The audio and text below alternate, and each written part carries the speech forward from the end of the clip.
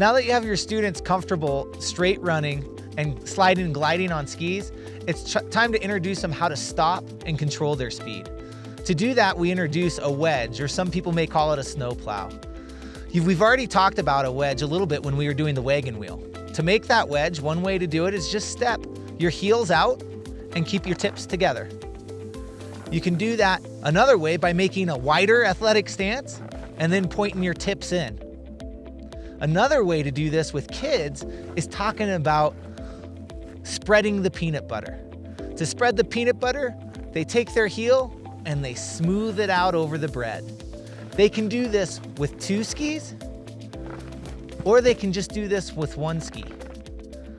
Making sure when you get into that gliding wedge, always tell them to bounce and think about being in that athletic stance.